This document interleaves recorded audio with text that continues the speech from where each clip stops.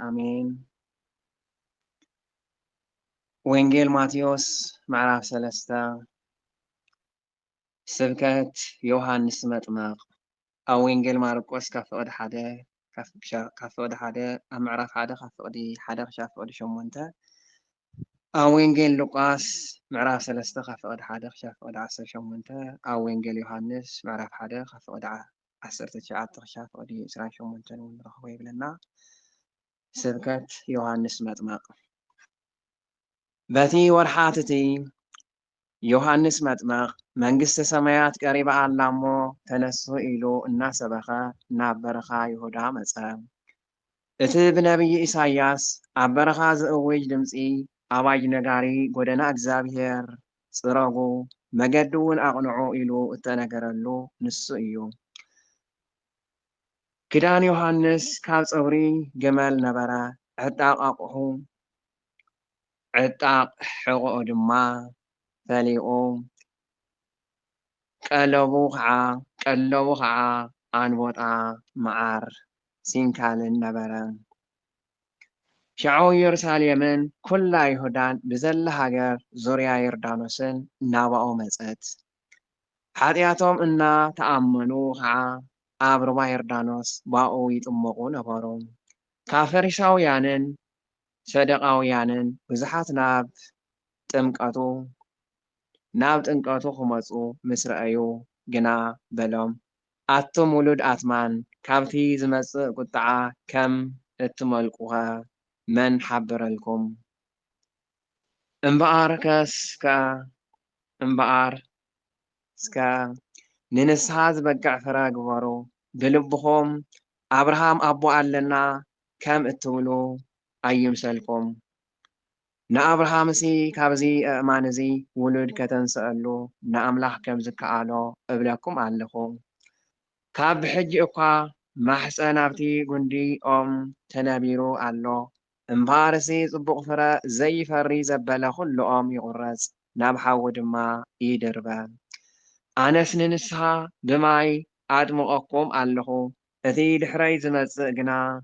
ካባይ ይሕይል እዩ። ኣነስ ኣሳእኑ ክፀውር እኳ ኣይበቅዕን። ንሱ ብመንፈስ ቅዱስን ብሓውን ከጥምቐኩም እዩ።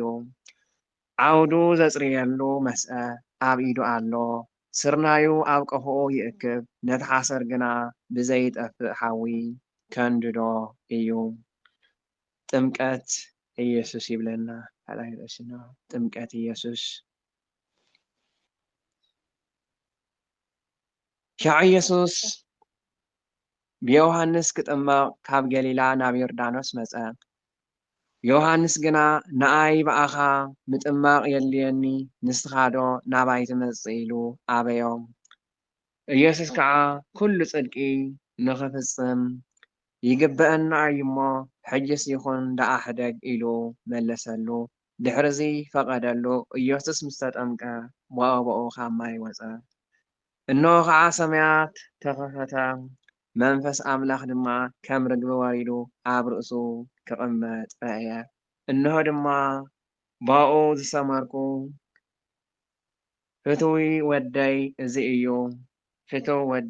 እዚ እዩ ዝብል ድምፂ ካብ ሰማይ መፀ ይብለና። ኣሜን። ኦጎይታ ቅዱስ ወንጌልካ ንኣምን ኣድሕነና። ኣሜን። ቃለ ሕይወት ይስምዐልና። ስለ ቃሉ ናይቲ ቃል ባለቤት ቅዱስ እግዚኣብሔር ኣምላኽና ስሙ ዝኸበረን ዝተመስገነን ይኹን። ወንጌል ማቴዎስ ምዕራፍ 3 ክልተ ንኡሳት ክፍልታት ዝሓዘት እያ። ቀዳማይ ስብከት ዮሐንስ መጥምቕ፣ ካልኣይ ድማ ጎይታና ኢየሱስ ክርስቶስ ከም ዝተጠመቐ። ቀዳማይ ክፍሊ ስብከት ዮሐንስ መጥምቕ በቲ ወርሓት እቱይ ኢሉ ኣብዚ በቲ ወርሓት እቱይ ክብል ከሎ ናይ ጎይታና ኢየሱስ ክርስቶስ ኣብ ምዕራፍ 2 ዝረኣናዮ ናብ ናዝሬት ተመሊሱ ናፍታ ብወደይ ናዝራዊ ክበሃል እዩ ተባሂሉ ዝተነገረሉ ትንቢት ምእንቲ ክፍፀም ናብ ናዝሬት ኣተወ ኢልና ነርና። ኣብዚ ጎይታና ኢየሱስ ክርስቶስ ኣትዩ ኢሉ ኣብዚ መንጎ እዚ ናይ ከባቢ 24 ዓመት ዝኣክል ሓዲጉ እዩ በቲ ቅነቲ ዝብል ዘሎ ማለት በቲ ቅነቲ ዝብል ዘሎ ኣብ መንጎ ናይ 24 ዓመት ሓዲጉ እዩ ዮሃንስ 30 ዓመት ክመልኦ እንከሎ ጎይታና ኢየሱስ ክርስቶስ ድማ 29 ዓመትን 6 ወርሕን ክገብር ከሎ 6 ወርሕን ክቀርዮ ከሎ ዮሃንስ ንጎይታና ኢየሱስ ክርስቶስ ብ6 ወርሒ ስለ ዝዓበየ እዩ ዮሃንስ ብገዳም ይሁዳ ኣብ ገዳም ይሁዳ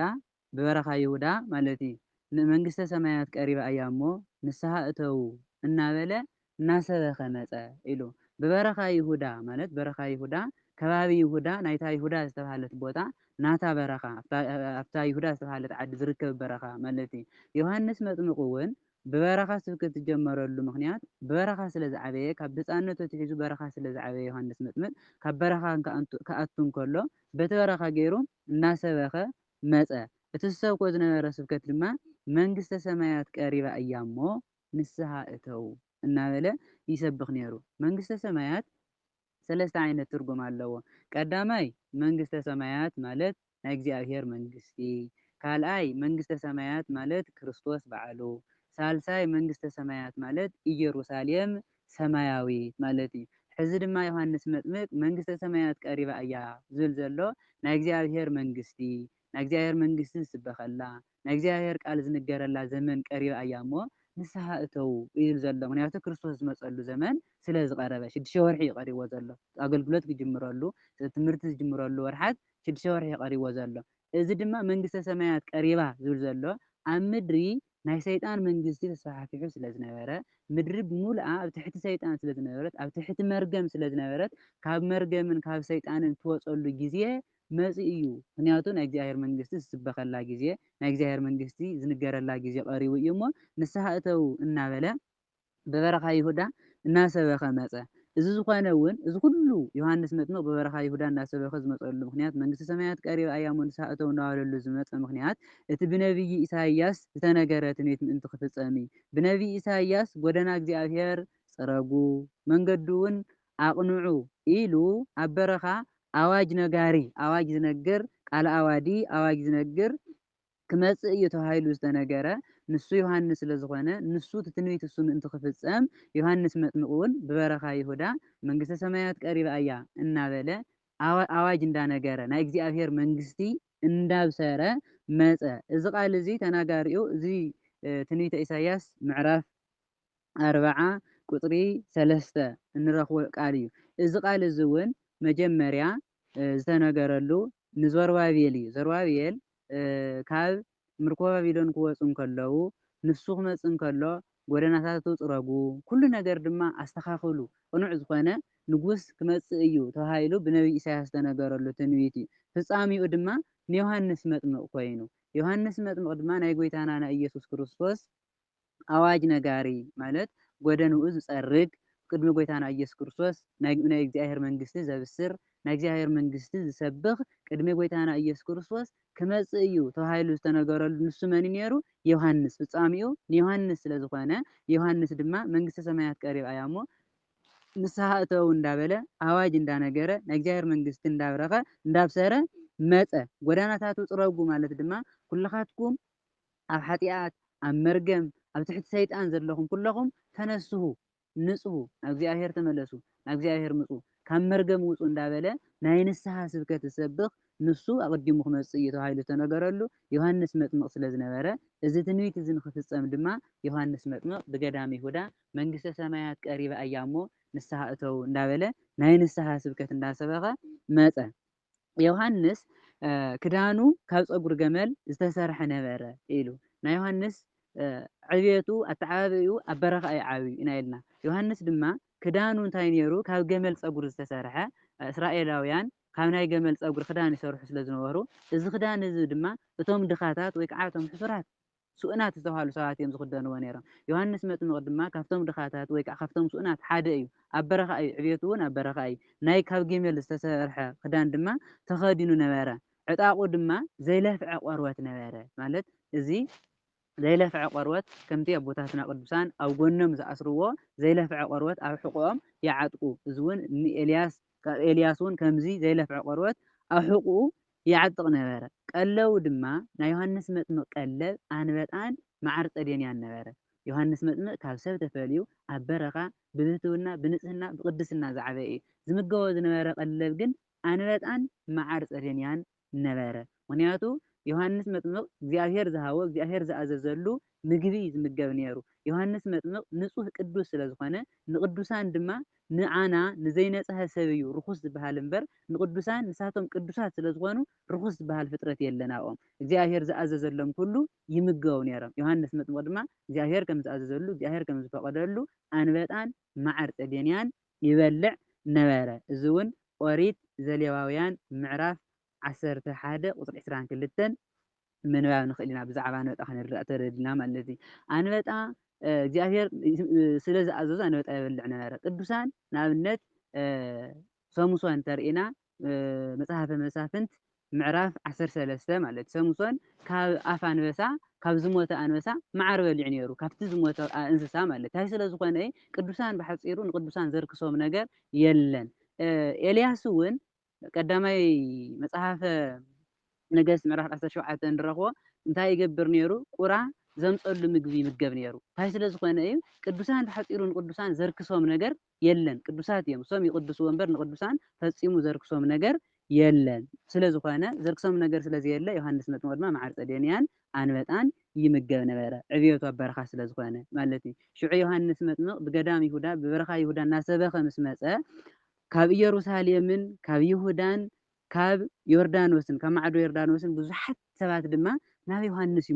ይመፁ ነበሩ። ዮሃንስ ስብከቱ መንግስቲ ሰማያት ቀሪባ እያ፣ ናይ እግዚኣብሔር መንግስቲ ዝንገረላ፣ ናይ እግዚኣብሔር መንግስቲ ትመፃላ፣ ክርስቶስ ዝመፀሉ መዓልቲ ቀሪቡ እዩ፣ ንስሓ እተው እንዳበለ ስለ ዝነበረ ኢየሩሳሌም ማለት ኣብ ከተማ ኣብታ ይሁዳ ዝተባሃለት ዓዲ ዋና ከተማ ዝነበረት እያ ኢየሩሳሌም። ካብ ኢየሩሳሌም ካብ ይሁዳ ማለት ከባቢኡ ሁሉ እና ካብ ማዕዶ ዮርዳኖስ ካብ ዮርዳኖስ ዙርያ ዮርዳኖስ ዙርያ ዘለዉ ሰባት ኩሎም ናብ ዮሃንስ መጥምቅ ይመፁ ነበሩ። ናብ ዮሃንስ መጥምቅ እንዳመፁ ድማ ሓጢኣቶም እንዳተናዘዙ ሓጢኣቶም እንዳኣመኑ ሓጢኣተኛታት ኢና በደለኛታት ኢና እንዳበሉ ካብ ሰይጣን ንኸምልጡ ምክንያቱ ካብ ናይ ሰይጣን ግዝኣት ካብ ናይ ሰይጣን ባርነት ኣምልጡ ናይ እግዚኣብሔር መንግስቲ ዝንገረላ መዓልቲ ቀሪባ እያ ዝብሎም ስለ ዝነበረ ዮሃንስ ንሳቶም እውን ካብኡ ንኸምልጡ ሓጢኣቶም እናተናዘዙ ሓጢኣቶም እናተናገሩ ብኢድ ዮሃንስ ኣብ ዮርዳኖስ ኣብ ፈለግ ዮርዳኖስ ኣብ ሩባ ዮርዳኖስ ይጥመቁ ነበሩ። ካብኣቶም ግን ካብዞም ብዙሓት ሰባት ካብ ፈሪሳውያንን ሰዱቃውያንን እውን ብዙሓት ክጥመቁ ዝመፁ ነበሩ። እዞም ፈሪሳውያንን ሰዱቃውያንን ዝተባሃሉ ሰባት ክልተ ዓይነት ማሕበር እዮም። ፈሪሳውያን ቅድሚ ጎይታና ኢየሱስ ክርስቶስ ጎይታና ኢየሱስ ክርስቶስ ንክውለድ 200 ዓመተ ምህረት ክተርፎ እንከሎ ዝተለዓሉ ማሕበር እዮም። እዞም ማሕበር እዚኣቶም እውን ሕጊ ኦሪት እተን ናይ ሙሴ 5 ብሄረ ኦሪት ብደንቢ ገይሮም ዝቕበሉ እዮም። ነቢያት እውን ብደንቢ ዝኣምኑ እዮም። ብሓፂሩ ናይቶም ህዝቢ ናይ እስራኤል ህዝቢ ተወከልቲ ነቶም ህዝቢ ናይ እግዚኣብሔር እናቅርቦም ነቶም ህዝቢ ናይ እግዚኣብሔር መንግስቲ እናውርሶም ንሕና ኢና ዝብሉ ትምክሕተኛታት ማሕበር ነይሮም። ግን ትምክሕቲ ጥራሕ ነይርዎም እምበር ንሳቶም ምንም ዝሰርሕዎ ስራሕ ኣይነበሮምን። ፈሪሳውያን ካብቲ ዝኣምንዎ እምነት ግን ሓደ ቀዳማይ ነገር እግዚኣብሔር ከም ዘሎ ይኣምኑ እዮም። ትንሣኤ ሙታን ከም ዘሎ እውን ይኣምኑ እዮም። መላእክት ከም ዘለዎ እውን ይኣምኑ እዮም። መንፈስ ከም ዘሎ እውን ይኣምኑ እዮም። እዚ ዝኣምኑ እዮም ነይሮም ፈሪሳውያን ማለት። እዚ ክገብሩ እንከለዉ ግና ናይቶም ህዝቢ ተወከልቲ ኢና ዝብሉ ንባዕሎም ሓጢኣተኛታት እዮም። ነቶም ህዝቢ ግና ሸኽሚ ዘፅዕኑሎም ሕጊ እግዚኣብሔር እንዳጠሓሱ ሕጊ እግዚኣብሔር እንዳፍረሱ ስርዓት ኣቦታቶምን ስርዓት ኣቦታትን ኣይና ንሕሉ እንዳበሉ ስርዓት ኣቦታቶም ዝሕልው ዝነበሩ እዮም ፈሪሳውያን ማለት። ስርዓት ኣቦታቶም ከዓ እንታይ ነይሩ? ሕፅበት ኢድካ ተሓፂብካ ምብላዕ፣ ኣቕሓ ዝኾነ ኣቕሓ ተረኺሱ ማይ ነፂግካ ምንፃህ ዝብል ናይ ኣቦታት ስርዓት ነበሮም። ነዚ ብስነ ስርዓት ገይሮም ይፍፅምዎ ነበሩ። ሕጊ እግዚኣብሔር ግን ብስነ ስርዓት ገይሮም ኣይሕልውን ነይሮም። ሰዱቃውያን እውን እዞም ሰዱቃውያን ዝተባሃሉ ማሕበር እውን ቅድሚ ጎይታና ኢየሱስ ክርስቶስ እዚኦምን 166 ዓመተ ምህረት ክተርፎ እንከሎ ዝተለዓሉ ማሕበራት እዮም። እዚኦምን ሰዱቃውያን ብሳድወቅ ሰዱቃውያን ተባሂሎም ተፀዊዖም። እዞም ሰባት እዚኣቶም እውን 5 ብሄረ ኦሪት ይቕበሉ እዮም። ብሄረ ኦሪት እውን ጥረ ብጥረ መፅሓፍ ቅዱስ ትርጓሜ እየኣምኑን ጥረ ብጥረ ጥራሕ እዮም ዝትርጉሙ። ካብ ኩሉ ድማ ዘሌዋውያን ኦሪት ዘሌዋውያን ብደንቢ ገይሮም ኣጥቢቆም ይፍፅምዎ ነይሮም። ኦሪት ዘሌዋውያን ብዛዕባ ንጹህን ዘይንጹህን ስለ ዘውግዕ ነዚ ብደንቢ ገይሮም ይትርጉምዎ ነይሮም። ካብቲ ዝኣምንዎ እምነት ድማ ትንሣኤ ሙታን የለን እዮም ዝብሉ፣ መላእክት የለውን እዮም ዝብሉ፣ መንፈስ ዝበሃል የለን፣ መላእክት ዝበሃሉ የለውን፣ ሰብ ኣብዚ ምድሪ ጥራሕ እዩ ዝነብር እምበር ኣብ ሰማይ ሂወት ዝበሃል የብሉን ዝብሉ ምስ ፈሪሳውያን እምነቶምን ስርሖምን ኣንጻር እዮም ነይሮም። ግን እዞም ክልቲኦም ማሕበር ግን ኣብታ ናይ ኦሪት ቤተ መቅደስ ዙርያ ዘገልግሉ ዝነበሩ ማሕበራት እዮም። ዮሃንስ ድማ ነዞም ህዝቢ እዚኣቶም ከጥምቆም ከሎ ሓጢኣቶም እናተናዘዙ እቶም ህዝቢ ክጥመቁ ከለዉ ናብ ዮሃንስ እንዳመፁ ካብ ይሁዳ ካብ ኢየሩሳሌም ካብ ብዙሕ ዓዲ እንዳመፁ ሓጢኣቶም ክኣምኑ ከለዉ እዞም ሰባት እዚኣቶም ድማ ሓጢኣቶም እንከይኣምኑ ከይንስኡ ምክንያቱ ናይቶም ህዝቢ መራሕቲ እዮም ናይቶም ህዝቢ ኣለናልኩም ዝብልዎም እዮም ስለዝሰግዑ ስለዝፈርሑ ግን ሓጢኣቶም ከይተናዘዙ ሓጢኣቶም ከይተናገሩ ብሕቡእ ተጠሚቆም ክኸዱ ደለዩ ምክንያቱ ክጥመቁ ደለዩ ግን ሓጢኣቶም ክናዘዙ ግን ሓጢኣቶም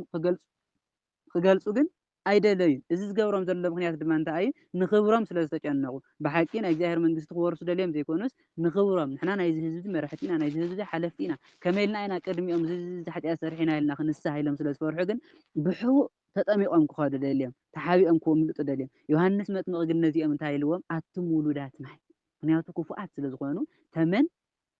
ክፉእ እዩ እዛ ውሉዳት ማን ኢልዎም ዘሎ ኣርዌ ጎሞራዊት ትበሃል ኣርዌ ኣላ እዛ ኣርዌ እዚኣ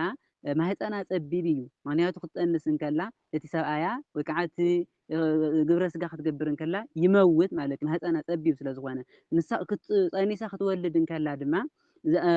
ማህፀና ፀቢብ ስለ ዝኾነ ክትወልድ ስለ ዘይትኽእል እዞም ኣርዌታት ብንዓዓ በሊዖም ንዓዓ ቀቲሎም እዮም ዝወፁ እቶም ውሉድ ተባሂሎም ዘለዉ ክፉኣት ክውለዱ መጀመርያ ክፅነሱ ከለዉ ኣቦኦም ዝቐትሉ ክውለዱ ከለዉ ከዓ ኣዲኦም ዝቆትሉ ክፉኣት ማለት እዩ ዮሃንስ መጥምቅ እውን ኣብዚ ኣቱማት ማን ክፉኣት ኢልዎም ዘሎ ምክንያት ንስኻትኩም ኣቦታትኩም ከም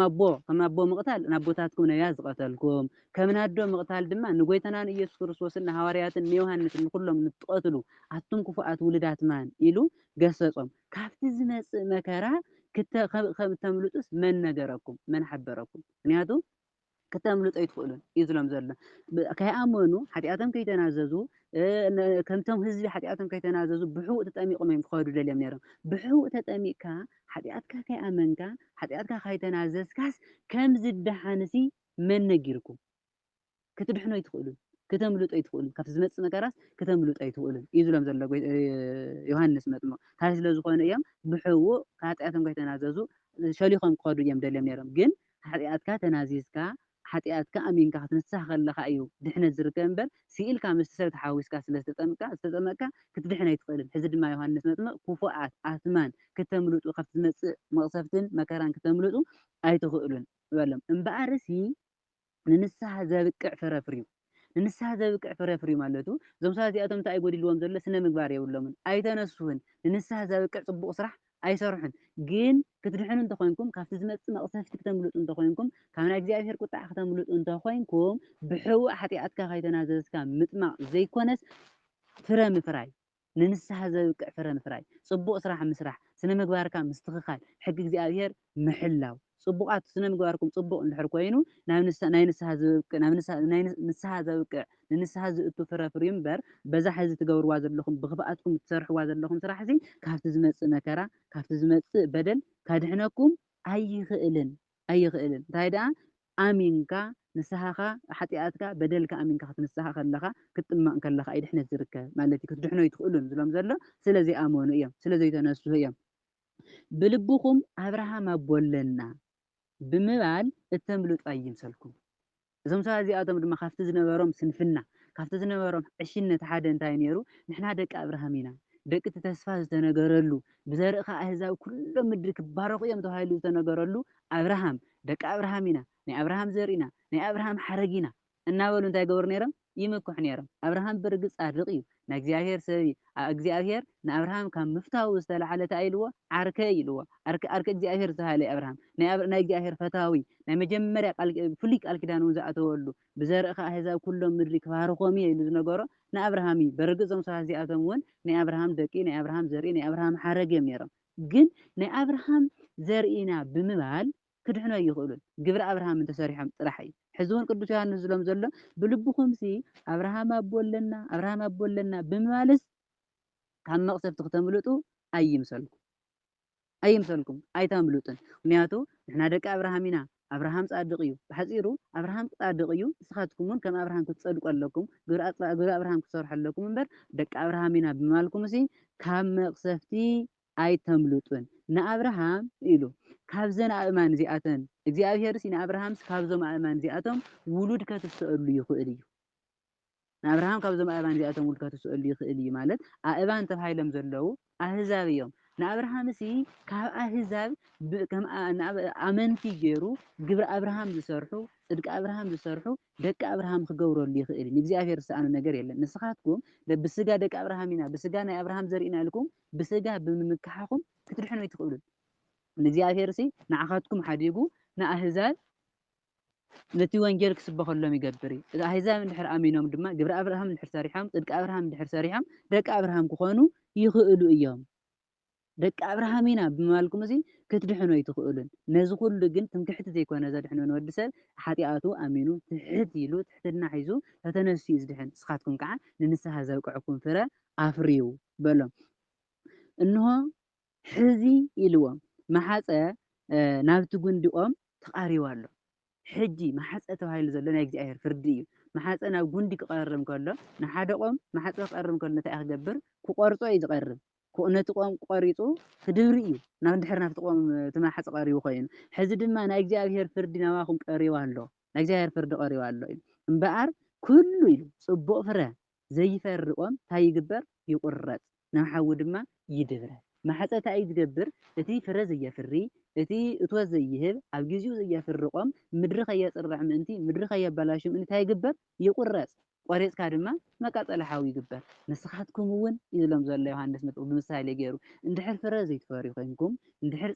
ፍረ ፅድቂ ዘይትሰርሑ ኮይንኩም እንድሕር ዘይትንስሑ ኮይንኩም ናይ እግዚኣብሔር ፍርዲ መፂኡ ኣሎ ናይ እግዚኣብሔር ፍርዲ ቀሪቡ ኣሎ ንስኻትኩም ድማ ክትቁረፁ ኢኹም ክትቅሰፉ ኢኹም ክትሞቱ ኢኹም ሞትኩም ድማ ናብ ምንታይ ክትኸዱ ኢኹም ናብ ናይ ዘለኣለም ሓዊ ክትድብርዮ ኢኹም ናብ ናይ ዘለኣለም ሓዊ ክትድብርዮ ኢኹም እዚ ከይኸውን ግን እንታይ ግበሩ ንስሓ ንፍረ ዘብቅዕ ስራሕ ስርሑ ግብሪ ጽድቂ ስርሑ ስነ ምግባርኩም ኣስተኻኽሉ ወሎም ቅዱስ ዮሃንስ ኣነ ንንስሓ ብማይ ኣጥምቐኩም ኣለኹ ዮሃንስ መጥምቕ ዘጥምቆ ዝነበረ ጥምቀት ናይ ምንታይ ናይ ንስሓ እዩ ኣነ ናይ ንስሓ ጥምቀት የጥምቀኩም ኣለኹ ምባሉ ዮሃንስ መጥምቕ ዘጥምቆ ዝነበረ ጥምቀት ናይ ንስሓ ጥምቀት ናብ ንጎይታና ኢየሱስ ክርስቶስ ንምቕባል ተዘጋጂኻ ምጽናሕ ነፂኻ ምጽናሕ እዩ ነይሩ እምበር ውሉድነት ዘውህብ ኣይኮነን ወዲ እግዚኣብሔር ዝገብር ኣይኮነን መንፈስ ቅዱስ ዘውርድ ጥምቀት ኣይነበረና ዮሃንስ ጥምቀት እንታይ ደኣ እዩ ነይሩ ናይ ንስሓ ጥምቀት ነይሩ በዓሉ ዮሃንስ እውን እንታይ ኢሉ ኣነ ብማይ ንንስሓ ኣጥምቀኩም ኣለኹ እቲ ብድሕረይ ዝመፅእ ግና ካባይ ይሕይል እዩ መን ብድሕሪ ዝመፅእ ድሕሪ ዮሃንስ መጥምቕ ድሕሪ 6 ወርሒ ማለት እዩ ዮሃንስ ንጎይታና ኢየሱስ ክርስቶስ ብስጋ 6 ወርሒ ስለ ዝቐድሞ እቲ ድሕረይ ዝመፅእ ብስጋ 6 ወርሒ ስለ ዝቐድሞ ኣነ ኣሳእኑ ክፀውር እኳ ኣይበቅዕን ምክንያቱ ዮሃንስ ናይ ጎይታና እዚ ከምዚ ዝብለሉ ዘሎ ምክንያት ጫማ ምፍታሕ ጫማ ምፃር ናይ ሓደ ባርያ ኣብ ኦሪት ሓደ ባርያ ዝገብራ ዝነበረ ስራሕ እያ ንሓደ ንጎይትኡ ጫምኡ ይፈትሐሉ ጫምኡ ይፀውረሉ ነይሩ እዚ ድማ ኣነሲ ንዕኡስ ከም ሓደ ባርያ ኮይነ ኣብ ቅድሚኡ ጠጠው ክብል ዝግበአኒ ሰብ ኣይኮንኩን ኣነ ብንስሓ ዘጥምቀኩም ዘለኹ እቲ ድሕረይ ዝመፅእ ግና ቅድመይ ዝነበረ እዩ ኢሉ ቅድመይ ዝነበረ ማለት ቅድሚ ዓለም ዝነበረ ኣምላኽ ምዃኑ ዓለም ዝፈጠረ ኣምላኽ ምዃኑ እዩ ዝገልፅ ዘሎ ድሕረይ ዝመፅእ ማለቱ ድማ ብስጋ 6 ወርሒ ስለ ዝቕድሞ እዩ ዮሃንስ መጥምቕ ንሱ ኣነ ከዓ ናይ ጫምኡ ክፀውር ኣይክእልን ጫምኡ ክፈትሕ ኣይክእልን ማለቱ ድማ ከም ሓደ ባርያ ኮይነስ ኣብ ቅድሚኡ ዘብቅዐኒ ስራሕ ኣብ ቅድሚኡ ጠጠው ዘብለኒ ጽድቂ የብለይን ይብለ ቅዱስ ዮሃንስ እዚ እንታይ ዘርድአና ትሕትንኡ ቅዱስ ዮሃንስ ትሑት ስለ ዝኾነ ትሕትንኡ ንምግላፅ ንሱ ግና ኢሉ ኣነ ብማይ ንስሓ ኣጥምቀኩም ኣለኹ እቲ ድሕረይ ዝመፅእ ግና ብመንፈስ ቅዱስን ብሓውን ካጥምቀኩም እዩ እቲ ድሕረይ ዝመፅእ ግና ብመንፈስ ቅዱስን ብሓውን ካጥምቀኩም እዩ ዮሃንስ ዘጥምቆ ዝነበረ ጥምቀት ናይ ንስሓ ጥምቀት እዩ ንጎይታና ኢየሱስ ክርስቶስ ንምቕባል ተዘጋጂኻ ንምጽናሕ እዩ ጎይታና ኢየሱስ ክርስቶስ እቲ ድሕረይ ዝመፅእ ግን ኢሉ ዮሃንስ ዝምስክረሉ ዘሎ ብመንፈስ ቅዱስን ብሓውን ዘጥምቕ እዩ እሺ ኢልኩም እንተ ኣሚንኩም እንተ ተነሲሕኩም ብመንፈስ ቅዱስ ከጥምቀኩም እዩ ውሉድነት ከውህበኩም እዩ ናይ ዘለኣለም መንግስቲ ከውርሰኩም እዩ እንታይ እንተኢልኩም ንስሓ ኃጢኣትኩም በደልኩም ኣሚንኩም እንተ ተነሲሕኩም ብመንፈስ ቅዱስ ከጥምቀኩም እዩ ውሉድነት ክህበኩም እዩ እንተዘይ ኣሚንኩምዎ እንተዘይ ተቐቢልኩምዎ እንድሕር ናብ ንስሓ እንተዘይተመሊስኩም ድማ ብሓዊ ከጥምቀኩም እዩ ማለት ናብ ገሃነም ክድብርየኩም እዩ ናብ ገሃነም ክእትወኩም እዩ ንሱ ብመንፈስ ቅዱስን ብሓውን ዘጥምቕ ድሕረይ ክመፅእ እዩ ዝበሃል ዘሎ ጎይታና ኢየሱስ ክርስቶስ እዩ ማለት ዓውዱ ዘፅርየሉ መስአብ ኢሉ ዝሓዘ እዩ መን ጎይታና ኢየሱስ ክርስቶስ ዓውዱ ዘፅርየሉ ተባሂሉ ዘሎ ዓውዲ ዓለም ወይ ከዓ ፍርዲ ናይ ፍርዲ መዓልቲ ናይ ፍርዲ ግዜ መስአ ድማ እንታይ እዩ ስልጣን እግዚኣብሔር ስልጣን ዝፈልየሉ ማለት መስአ እንታይ እዩ ኣብ ዓውዲ መስአ ክሰርሕሉ ከለው እቲ ሓሰርን እኽልን ዝፍለየሉ እዩ ነቲ ሓሰር ንላዕሊ እንዳልዐልካ እቲ እኽሊ ተሓቲም እንትክዘግጥ ነቲ እኽልን ሓሰርን መፍለይ እዩ መስአ እዚ እውን ኣብ ኢዱ ስልጣን ዝሓዘ እንታይ ዝገብር ሓጥኣንን ፃድቃንን ዝፈሊ ስልጣን ዘለዎ ሓጥኣንን ፃድቃን ድማ ነነበይኖም ገይሩ ዝፈርድ መን ትድሕሪ ዮሃንስ ዝመፅእ ትድሕሪ ዮሃንስ ዝመፅእ ከመኒ ጎይታና ኢየሱስ ክርስቶስ ማለት እዩ ንሱ ድማ ብመስአ ገይሩ ክፈልዮ እዩ ነቲ ሓሰር ካብቲ ምስቲ ስርናይ ክፈልዮ እዩ ስርናዩ ኣብ ቆፍኡ ክእክብ እዩ ነቲ ስርናይ ነቲ ንፁህ እኽሊ ናብ ቆፍኡ ናብ መቐመጢኡ ከቕምጦ እዩ ነቲ ሓሰር ግና ብዘይጠፍእ ሓዊ ንዘለዓለም እንዳነደደ ዝነብር እሳቱ ዘይጠፍእ ፄሁ ዘይነውም ተባሂሉ ዝተነገረሉ ሓዊ ዘይጠፍእ ሓሰኽኡ ዘይድቅስ መከርኡ ዝፀንዐ ገሃነመ እሳት ማለት እዩ እቶም ሓሰር ተባሂሎም ዘለዉ መን እዮም ሓጥኣን ዘይተነስሑ ብክርስቶስ ዘይኣመኑ ኣብ ሓጢኣት ኣብ በደል ዘለው እዚኣቶም እዮም ሓሰር ተባሂሎም ዘለዉ ናብ ዘይጠፍእ ሓዊ ማለት ድማ ገሃነመ እሳት ናብቲ ፅኑዕ መከራ ዘለዎ ክድብርዮም እዩ ብመን ብስልጣኑ በቲ መስአ በቲ ነቲ ሓሰርን ነቲ እኽልን ዝፈልየሉ ስልጣኑ ገይሩ ነቲ ስርናይ ድማ ናብ ቆፍኡ ከቕምጦ እዩ ማለት ቆፎ ተባሂላ ዘላ መንግስተ ሰማያት እያ ስርናይ ተባሂሎም ዘለው ድማ ብክርስቶስ ዝኣመኑ ግብሪ ፅድቂ ዝሰርሑ ሰናይ ምግባር ዘለዎም ንጹሃት ዝኾኑ ሰባት ናብ ምንታይ ይኣቱ ናብ ናይ እግዚኣብሔር መንግስቲ ናብ ናይ ዘለኣለም ህይወት ይኣቱ እቶም ናይ እግዚኣብሔር ፅድቂ ዘይፈፀሙ ናይ እግዚኣብሔር ሕጊ ዘይሓለዉ ግና ናብቲ ዘይጠፍእ ናብ ናይ ዘለኣለም ሓዊ ይኣቱ ኢሉ ዮሃንስ መጥምቕ ኣብዛ ቀዳመይቲ ክፍሊ እዚኣ ንመሃሮ ትምህርቲ ዮሃንስ መጥምቕ መጀመርያ ግዜ ብገዳም ይሁዳ በረኻ ይሁዳ መንግስተ ሰማያት ቀሪባ እያ ናይ እግዚኣብሔር መንግስቲ ዝንገረላ ግዜ ቀሪባ እያ እንዳበለ ናይ ንስሓ ስብከት ናይ ንስሓ ትምህርቲ ከም ዝጀመረ እያ ትምህረና ካልኣይ እቲ ዮሃንስ መጥምቕ ብገዳም ይሁዳ እናሰበኸ ዝመፀሉ ምክንያት ድማ ትንቢተ ኢሳይያስ ንምፍፃም እቲ ቅድሙ ዝነገረ ትንቢት ንምፍፃም ከም ዝኾነ ሳልሳይ ናይ ዮሃንስ ዝክደኖ ዝነበረ ክዳን ካብ ፀጉሪ ገመል ዕጣቑ ዘይለፍዐ ቆርበት ምግቡ ድማ ኣንበጣን መዓር ፀደንያን ከም ዝነበረ ራብዓይ ካብ ኢየሩሳሌምን ካብ ብዙሕ ከባቢ ናብ ዮሃንስ መጥምቕ እንዳመፁ ሓጢኣቶም እንዳኣመኑ ይጥመቑ ከም ዝነበሩ ብዙሓት ሰባት ይጥመቑ ከም ዝነበሩ ሓምሻይ ክፍኣት ፈሪሳውያንን ሰዱቃውያንን ክፍኣት ፈሪሳውያንን ሰዱቃውያንን ሓጢኣቶም ከይኣመኑ ሓጢኣቶም ከይተነሱ ብተንኮሎም ተጠሚቖም እዮም ካብ ምሉጥ ደልዮም ነይሮም ክፉኣት ስለ ዝኾኑ ድማ ዮሃንስ መጥምቕ እንታይ ኢልዎም ኣትማን ኢሉ ክፍኣቶም ገሊፁሎም ናይ ፈሪሳውያን ናይ ሰዱቃውያንን ክፍኣት ይምህረና ማለት እዩ ሻድሻይ ድማ ግብሪ ፅድቂ ዘየብሉ ሰናይ ምግባር ዘየብሉ ኣብ ናይ እግዚኣብሔር መንግስቲ ከም ዘይኣቱ ሻውዓይ ናይ ኣነ ገለ ዝበሃል ፃድቕ ኣለኒ ናይ ኣብርሃም ዘርእየ ናይ ኣብርሃም ሓረግየ ብምምካሕ ድማ ናይ እግዚኣብሔር መንግስቲ ክትወርሱ ኣይትኽእሉን ኢሉ ከም ዝገሰፆም ምክንያቱ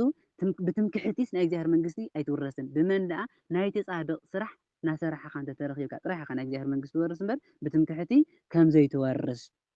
ሻሙናይ ማሓፀ ተባሂሉ ዘሎ ናይ እግዚኣብሔር ፍርዲ እዩ ዘየፈርቆም ከዓ ሰናይ ምግባር ዘይብሉ ተቆሪፁ ናብ ሓዊ ከም ዝድብረይ ታሽዓይ ዮሃንስ መጥምቕ ናይ ዮሃንስ ጥምቀት ናይ ንስሓ ጥምቀት ከም ዝኾነ ጎይታና ኢየሱስ ክርስቶስ ግን ብመንፈስ ቅዱስን ብሓውን ከም ዘጥምቕ ብመንፈስ ቅዱስ ማለት ነቶም ዝኣመኑ ውሉድነት ምሃብ ደቂ እግዚኣብሔር ምግባር እዩ ነቶም ብሓዊ ማለት ድማ ነቶም ዘይኣመኑ ነቶም ዘይተነስሑ ብሓዊ ምጥማቕ ማለት እዩ ዓስራይ ጎይታና ኢየሱስ ክርስቶስ ኣብ ምጽኣት ግዜ ዝፈርድ ኣምላኽ ምዃኑ ስልጣን ዘለዎ ኣምላኽ ንሓጥኣንን ንጻድቃንን ዝፈርድ ኣምላኽ ከም ዝኾነ ንሓጥኣን ናብ ገሃነመ እሳት ነቶም ጻድቃን ድማ ናብ መንግስቲ ሰማያት ከም ዝእትዎም እያ ትምህረና ኣብዚኣ ክነስተውዕላ ዝግብአና ክቡራን ኣሕዋት ንሕና ፈሪሳውያን ናይ ፈሪሳውያን ክፍኣት ንኣባና ክድገም የብሉን ምክንያቱ ፈሪሳውያን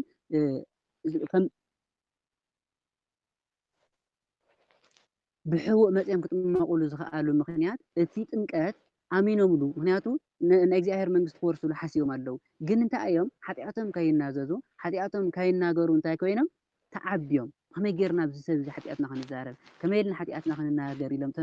ስለ ዝተዓበዩ ዮሃንስ መጥምቕ ኣቱማትማን ኢልዎም ዘሎ ንሕና እውን ክቡራን ኣሕዋተይ ሓጢኣትና ክንንሳህ ይግባእ ካብ ሓጢኣትና ክንርሕቕ ይግባእ ሓጢኣትና ክንንሳህ ከለና ናብ እግዚኣብሔር ቤት ክንመጽእ ከለና እቲ ዝነበረ ሓጢኣት እቲ ዝነበረ ፀገምና እቲ ዝነበረ ልምድና ኩሉ ክነሓድጎ ይግባእ ንዕኡ ናብ ድሕሪት እንዳተመልከትንካ ምምፃእ ዋጋ የብሉን እቲ ዝነበረካ ሂወት ንስሓ ማለት እኮ እቲ ዝነበረካ ሂወት ሕማቅ ምኳኑ ፈሊጥካ ተፀፂትካ ሓዲግካ ሓድሽ ሂወት ምጅማር እዩ ንሕና እውን ክቡራን ኣሕዋት ሓድሽ ሂወት ክንጅምር ኣለና ናብ ሓጢኣት እውን ክንምለስ ከም ዘየብልና ናይ ፈሪሳውያን ክፍኣት ኣባና ክድገም የብሉን ፈፂምና ንጹሓት ክንከውን ከም ዘለና እያ ተርድአና ፈሪሳውያን ኣቦና አብርሃም ብምባል ይምኩሑ ነይሮም ንሕና እውን ደቂ እግዚኣብሔር ኢና ናይ እግዚኣብሔር ሰባት ኢና ክርስትያን ኢና ንሕና ኢና ክርስትያን ንሕና ንክርስቶስ ንፈልጦ ብምባል ክንፀድቕ ኣይንክእልን ናይ እግዚኣብሔር መንግስቲ ክንወርስ ኣይንክእልን እንታይ እንተጌርና ዳ ኢና ንክርስቶስ እንተመሲልና ሕጊ ክርስቶስ እንተሓሊና ናይ አብርሃም ኢልና ክንምካሕ እንተኮይንና ደቂ አብርሃም ኮይንና ክንርከብ ኣለና ግብሪ አብርሃም ክንሰርሕ ኣለና ግብሪ አብርሃም እንድሕር ሰሪሕና ጽድቂ አብርሃም እንድሕር ሰሪሕና ግና ናይ እግዚኣብሔር መንግስቲ ክንወርስ ንኽእል ማለት እዩ ኣብዚ ንመሃሮ ትምህርቲ ብሓፂሩ ብልብኻ ንጹህ ኮይንካ ዝነበረካ ፀገም ኩሉ ሓዲግካ ንስሓ ምእታው ብቅዱሳን ምምካሕ ዝግባእ ድማ ግብሪ ቅዱሳን እናሰራሕካ እምበር ግብሪ ቅዱሳን ዘይሰራሕካ ብቅዱሳን ምምካሕ ዋጋ ከም ዘየብሉ እያ ትምህረና እዛ ቀዳመይቲ ክፍሊ ካልአይቲ ክፍሊ ጎይታና ኢየሱስ ክርስቶስ ከም ዝተጠመቐ እሺ ሽዑ ኢየሱስ ብኢድ ዮሃንስ ምእንቲ ክጥመቕ ካብ ገሊላ ናብ ዮርዳኖስ መጽሕ ኢሉ ዮሃንስ መጥምቕ ብክንደይ ወርሒ ዓብየልና ነርና ብ6 ወርሒ ጎይታና ኢየሱስ ክርስቶስ ይዓብዮ ጎይታና ኢየሱስ ክርስቶስ 30 ዓመት ክመልእ እንከሎ ዮሃንስ መጥምቕ ድማ 30 ዓመትን 6 ወርሕን ክገብር እንከሎ ጎይታና ኢየሱስ ክርስቶስ ካብታ ዝዓበየላ ዓዲ ካብ ናዝሬት ኣብ ውሽጢ ገሊላ ትርከብ ናዝሬት ካብ ገሊላ ናፍቲ ዮሃንስ መጥምቕ ዘጥምቀሉ ዝነበረ ዮርዳኖስ ዝተባሃለ ሩባ ናብ ዮርዳኖስ ክጥመቕ መፀ ጎይታና ኢየሱስ ክርስቶስ ንዮሃንስ ናባይ መፂኻ ጥምቐኒ መፂኻ ናብ ዝኣፍቲ ዘለኽዎ መፂኻ ጥምቐኒ ክብሎ ይግባእ ነይሩ ግን ጎይታና ኢየሱስ ክርስቶስ ናይ ትሕትና ዝምህር ኣምላኽ ትሑት ምዃኑ ንክገልጽ ናይ ፍቅሪ ኣምላኽ ምዃኑ ክገልጽ እንታይ ገይሩ መጀመርያ ለጎይታና ኢየሱስ ክርስቶስ ትሕትኑ ዝገለጸልና ካብ ገሊላ ናብ ዮርዳኖስ ምዃድ ዘይኮነስ ካብ ሰማይ ናብ ምድሪ ምውራድ እዩ ሰማያዊ ኣምላኽ ንዓና ንደቂ ሰባት ክብል ካብ ሰማይ ናብ ወሪዱ ናብ ምድሪ ወሪዱ ጎይታና ኢየሱስ ክርስቶስ ፍጹም ትሑት እዩ የዋህ እዩ ንጹህ እዩ እዚ እውን ትሑት ስለ ዝኾነ ናብቲ ዮሃንስ መጥምቕ ዘጥምቐሉ ዝነበረ ቦታ ናብኡ ከይዱ ናብ ዮሃንስ ክጥመቕ ከደ እዚ እውን ጎይታና ኢየሱስ ክርስቶስ ናብ ዮሃንስ ዝኸደሉ ዘሎ ምክንያት ሓደ ንዓና ትምህርቲ እዩ ንሕና ናፍቶም ናይ እግዚኣብሔር ሕጊ ዝነግሩ ሰባት ናፍቶም ናይ እግዚኣብሔር ጽድቂ ዝፍጽሙ ሰባት እቲ ስርዓት ዝፍጽሙ ሰባት ናብኦም ከይድና ክነፍጽም ጥምቀትና ክንቅበል ከም ዘለና ንምምሃር እዩ ኣብ ገዛና መጽኹም ኣጥምቁና ኣብ ገዛና መጽኹም ፈጽሙልና ምእንቲ ኸይንብል ናብ ቤት እግዚኣብሔር ናብቲ ስርዓት ዝፍጸመሉ ቦታ ከይድና ምእንቲ ክንጥመቕ ጎይታና ኢየሱስ ክርስቶስ እውን ካብ ገሊላ ናብ ዮርዳኖስ ብዮሃንስ ምእንቲ ክጥመቕ ከደ ጎይታና ኢየሱስ ክርስቶስ እውን ዝጥመቐሉ ዘሎ ምክንያት ጥምቀት ኣድልይዎ ንሕና ክንጥመቕ ከለና ሓጢኣተኛታት ኮይና ናይ ኣዳም ጥንቲ ኣቡሶ ወሪስና ካብ ውሉድ ዝወረሰና ሓጢኣት ስለ ዘለና ኣብ ትሕቲ ሰይጣን ስለ ዘለና ካብዚ ኩሉ ክንርሕቕ ኢና ጎይታና ኢየሱስ ክርስቶስ ዝጥመቕ ዘሎ ምክንያት ግን ኣገልግሎት ንምጅማር ምክንያቱ ጽድቂ ዝፍጸም ምስ ተጠመቕካ ስለ ዝኾነ ጎይታና ኢየሱስ ክርስቶስ ከዓ ተጠሚቑ ስራሕ ክጅምር ስለ ዝኾነ ካልኣይ እውን ንዓና ኣብነት ክኾነና ኣርኣያ ክኾነና እምበር ንሱ ጥምቀት ዘድልዮ ኣይኮነን ንጹህ እዩ ሓጢኣት የብሉ ርክሰት የብሉ ንጹህ ኣምላኽ እዩ ግን እዚ ንዓና ንትምህርቲ ክብል ናብ ዮርዳኖስ ከደ ዮሃንስ እውን ትሑት እዩ ትሕትና ዝተላበሰ ቅዱስ ሰብ ዮሃንስ እውን እንታይ ኢሉ ንጎይታና ኢየሱስ ክርስቶስ ኣነ ደኣ በኣኻ ክጥመቕ ይግባኣኒ እምበር ንስኻ ዶ ናባይ ትመጽእ ኢሉ ኣበዮ እንታይ ስለ ዝኾነ ንስኻ ሰማያዊ ኣምላኽ ንስኻ ሰማያዊ ንጉስ ንስኻ በዓልኻ ሊቀ ካህን እንዳሃለኻስ ኣነ ከመይ ጌርካ ጥምቀካ ይክእል ከመይ ጌርካ በኣይ ክትጥመቕ ትኽእል ኣነ በኣኻ ክጥመቕ ይግብአኒ እምበር ንስኻ ንዓይ ክትጥምቐኒ ይግብአካ እምበር ኣነስ ንዓኻ ክጥምቕ ኣይግብአንን በለ ዮሃንስ መጥምቕ ዝብለሉ ዘሎ እውን ትሕትኑ ንምግላጽ እዩ ትሑት ስለ ዝኾነ ትሕትኑ እዩ ዝገልጽ ዘሎ ዮሃንስ መጥምቕ ጎይታ ግን ስዑ እንታይ በሎ ኩሉ ጽድቂ ክንፍጽም ይግብአና እዩ እሞ ሕዝስ ሕደጋ ሓደሻ ኩሉ ጽድቂ ክንፍጽም ማለት ጎይታና ኢየሱስ ክርስቶስ ዝተጠመቐሉ ምክንያት እንታይ ኢልና ኣለና ቀዳማይ ነገር ጽድቂ ንምፍጻም ካልኣይ ኣርኣያ ንምዃን ሳልሳይ ትንቢት ንምፍጻም ይጽምቕ ዘሎ ጽድቂ ምፍጻም ማለት ካብ ምዕራፍ 4 6 7 ቀጽሉ ዘሎ ጽድቂ እንታይ ምዃኑ ክንገልጾ ኢና ጽድቂ ማለት ናይ እግዚአብሔር ጽድቂ ናይ እግዚአብሔር ሓይል ናይ እግዚአብሔር ተኣምር ምግባር እዩ እዚ እውን ጎይታና ኢየሱስ ክርስቶስ ምስ ተጠመቐ ጽድቂ ምፍጻም ጀሚሩ ጽድቂ ማለት ጎይታና ኢየሱስ ክርስቶስ 40 መዓልትን 40 ለይትን ዝጾመ ሓይልታት ተኣምራት ድውያት ዝፈወሰ ብዝባነ ባሕሪ ዝኸደ መዓዝ እዩ ምስ ተጠመቐ ድሕሪ ምጥማቑ እዩ ኩሉ ስራሕቲ ዝሰርሖ ጽድቂ ክንፍጽም ማለት ድማ እዚ እዩ ናይ እግዚኣብሔር ጽድቂ ናይ እግዚኣብሔር ሓይሊ ናይ እግዚኣብሔር ተኣምር ዝግለጸሉ ማለት እዩ ሓደ ሻዕ ሕደግ ማለት ድማ ጎይታና ኢየሱስ ክርስቶስ ዝጥምቕ ሓደ ሻዕ ናይ ጎይታና ኢየሱስ ክርስቶስ ስራሕ ሓደ ግዜ እዩ ጥምቀቱ ሓደ ግዜ ሞቱ ሓደ ግዜ ትንሳኤኡ ሓደ ግዜ ናትና ናይ ደቂ ሰባት ድሕነት ዝተፈጸመላውን ሓንቲ ሻዕ እያ ስርሑ ናይ ጎይታና ኢየሱስ ክርስቶስ ስራሕ ሓንቲ ሻዕ እያ እዚ እውን ዮሃንስ ሕደግ ምስ በሎ ጎይታና ኢየሱስ ክርስቶስ ጽድቅን ፍጻምን ኣርኣያ ንምዃን ድማ ንሕና ክንጥምቕ ከም ዘለና ትንቢት ድማ ትንቢት ከም እናተነገረ ዝነበረ ትንቢት ምእንቲ ክፍጸም ዮሃንስ መጥምቀ መለኮት እንዳተባሃለ ክንገረሉ ጎይታና ኢየሱስ ክርስቶስ ድማ ሰማያዊ ኣምላኽ እንዳሃለወ ልዑል ኣምላኽ እንዳሃለወ ንጉስ እንዳሃለወ ብኢድ ባሕሪኡ ተጠሚቑ ትሕትና ኣምሂርና ትሕት ኣምላኽ እንዳተባሃለ ምእንቲ ክንገረሉ እቲ ትንቢት እውን ምእንቲ ክፍጸም ጽድቅን ትንቢትን ኣርኣያነትን ንምፍጻም ጎይታና ኢየሱስ ክርስቶስ ሕደግ ይኹን በሎ ዮሃንስ ድማ ድሕሪኡ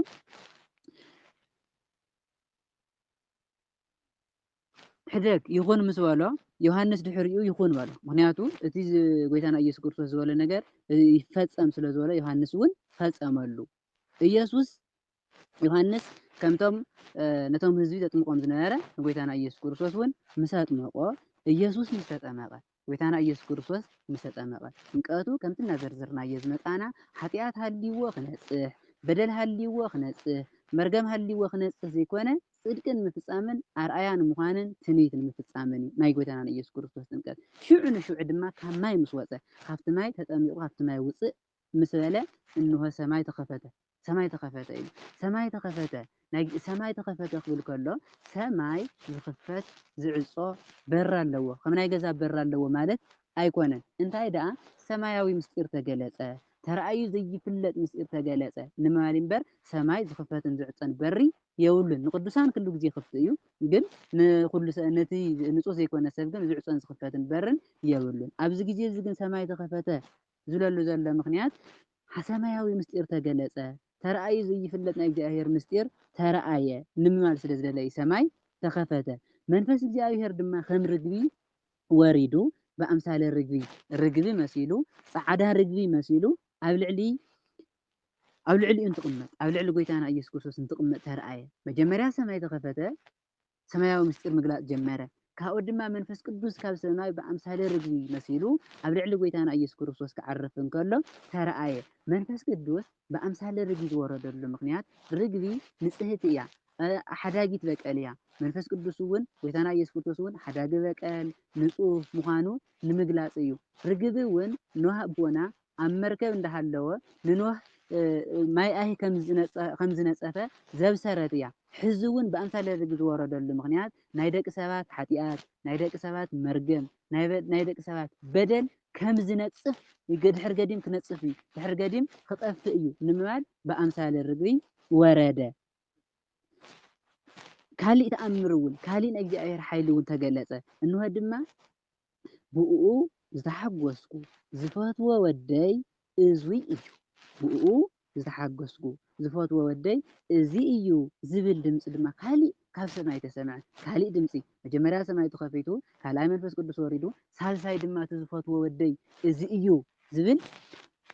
ካብ ሰማይ ተሰምዐ እቲ ዝፈትዎ ወደይ ማለቱ ጎይታና ኢየሱስ ክርስቶስ እግዚአብሔር ኣብ ኣብ ሰማይ ኮይኑ ዝፈትዎ ወደይ ዝብል ዘሎ ናይ ባሕሪ ወዱ እዩ ናይ ባሕሪ ወደይ እቲ ዝፈትዎ ናይ ባሕሪ ወደይ እዩ ዘሎ ኣብዚ ድማ ክነስተውዕሎ ዝግባእ እቲ ኣብኡ ሓዲሩ ዘሎ መለኮት ኣይኮነን ኢሉ እቲ ዝፈትዎ ወደይ ዝተዋሃደ ፍጹም ሰብ ፍጹም ኣምላኽ ከም ዝኾነ ንምርዳእ ብጥቕልሉ እንታይ ኢሉ እቲ ዝፈትዎ ወደይ ኢሉ እምበር እቲ ኣብኡ ሓዲሩ ዘሎ መለኮት ዝፈትዎ ወደይ ኣይበለን እቲ ዝፈትዎ ወደይ መኒ ጎይታና ኢየሱስ ክርስቶስ ስጋ ዝተዋሃደ ናይ እግዚአብሔር ናይ ባሕሪ ወዱ እዩ ስጋ ፍጹም ኣምላኽ ከም ዝኾነ እዩ ዘርድአና ጎይታና እቲ መለኮት እውን ስጋ ከም ዝተዋሃደ ኣምላኽ ሰብ ከም ዝኾነ ሰብ እውን ኣምላኽ ከም ዝኾነ ጎይታ እግዚአብሔር ኣብ ድማ ዝፈትዎ ወደይ ንሱ እዩ ናይ ባሕሪ ወዱ ብኡ ድማ ዝሕጎሰሉ እግዚአብሔር ኣብ ጎይታና ኢየሱስ ክርስቶስ ንእግዚአብሔር ኣብ ክንዲ ሰባት ኮይኑ ስለ ዝሕጎሶ ክንዲ ሰባት ኮይኑ ስለ ዘገልገሎ ንሓደ ደቂ ሰባት ክንሰርሖ ዝነበርና ስራሕቲ ንሓደ ደቂ ሰባት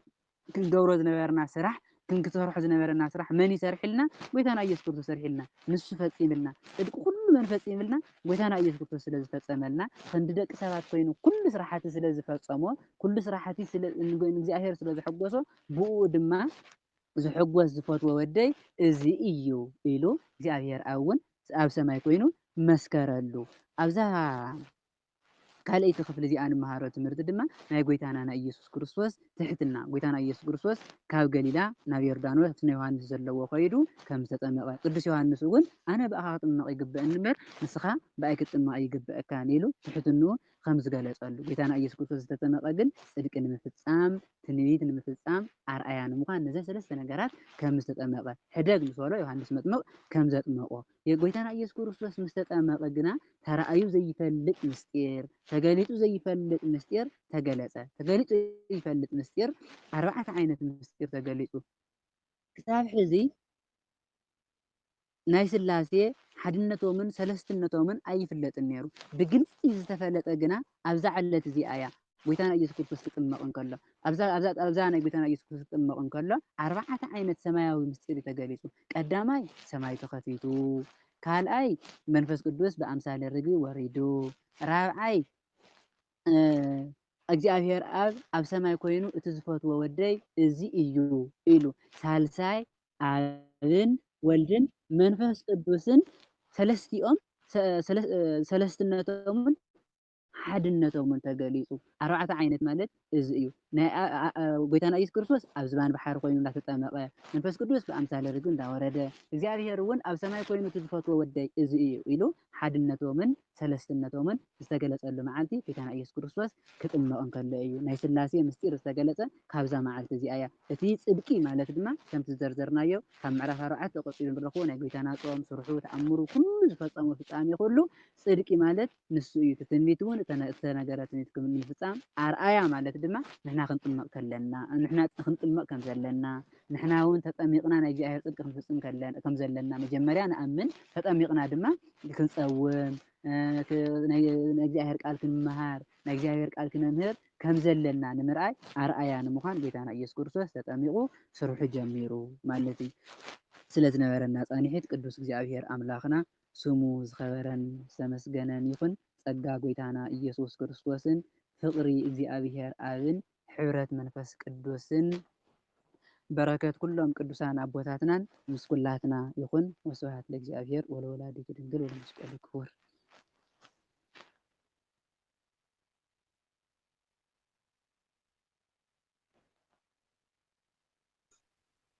አሜን። ቃለ ሕይወት ይስማዕና። ክቡር መምህርና ብሓቂ ጸጋ ይብዝሐልኩም። እግዚአብሔር ኣምላኽና የገልግልህ ዘበንኩም ይባርኽ ይቐድስ።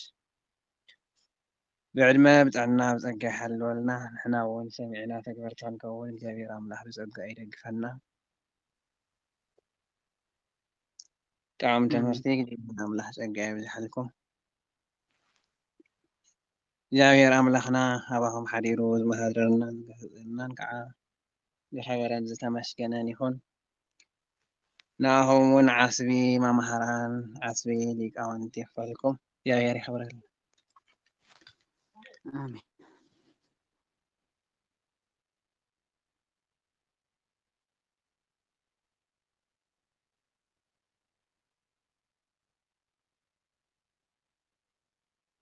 አሜን። ቃለ ሕይወት ቃለ ሰናይ ቃለ በረከት የስማዐና እግዚአብሔር ኣምላክ ጸጉም በረከትን የብዝሐልኩም ክቡር መምህርና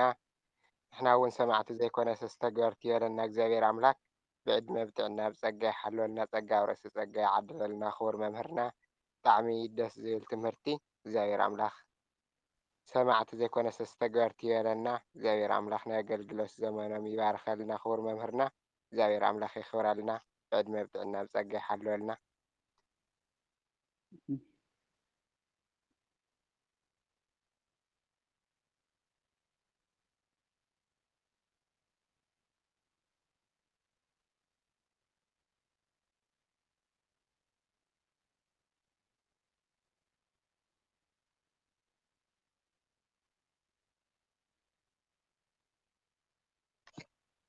ብድጋሜ ቃለ ሕይወት ይስማዕና ክቡር መምህርና ብሓቂ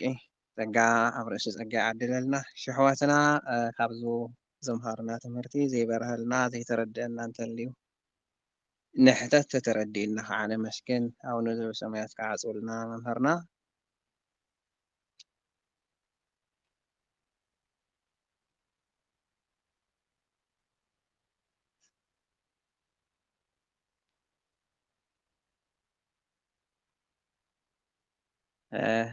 نحتتم نخبر ممهرنا نيتردأنا يبرهلنا نحرليو كبرات حواتنا نخلاتكم تطعمكم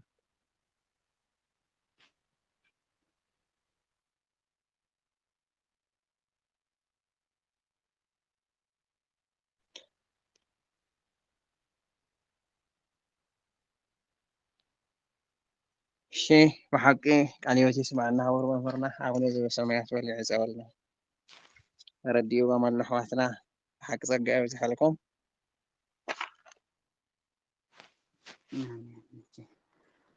ሰናይ በቃ ጥያቄ ተዚሃሊ ጽቡቕ እሺ እሺ እግዚአብሔር አምላኽና ዝመሃረናን ዝገሰጸናን ስሙ ዝኸበረን ዝተመስገነን ይኹን ቅዱስ አቦና ተዘማሃርና እየ ቃል ኣብ ህይወትና ፍረ ክፍሪ ንክትገብረልና ብስም ወድኻ ጌታና ኢየሱስ ክርስቶስ ንልምነካ ኣለና ቅዱስ አቦና እቲ ኣብ ቃልካ ኣብ ህይወትና ብዙሕ ፍረ ከፍሪ ንመዓልና ፈሪና ድማ ንሕዋትና ክንተርፍ ነቶም ነዚ ቃልካ ዘይረኸቡ ሕዋትና ድማ ክነካፍል ንክትገብረልና ኣብ ህይወትና ለውጢ ኣምፂና ኣብ ህይወት ሕዋትና እውን ለውጢ ንክነምፅእ ንክትገብረና ቅዱስ መንፈስካ ኣብ ዙርያና ንክትገብር ቅዱስ መንፈስካ ንክትልእኸልና ኣብ ሰማይ ዘለካ ኣቦና እናበልና ንፅውዐካ ኣለና آمين بسمايات تنبر ربنا سمك يقدس منقصتك تمصاف فقادك خمت أب سمايك وما أدما مدري خلنا علة مقبنا لما هذا نحنا نزود لنا بدلهم كم زحدقنا لهم بدلنا حدقلنا هاو كفاد حنا برفتنا يتأتونا منقصن حايلين كبرن زل عالمنا تكايمو آمين أو زئتنا مريم نايك قدوش جبريل ملآه سلامتا سلام لك ألخو بحسابك الدنجلخي بسقاخو الدنجلخي نايك بيتا سراويت نايك زابير عد سلامتا نعاقي يخون كابان استبرختي نسخيخي نايك رسخ فراون بروخيو صقاز ملك بس هذا بس زابير مساخي مو كافو قرود دخي ويتانان مدحرينان يسوس كريستوس محرات لمن الماء حدياتنا يقام أنت قبل لنا آمين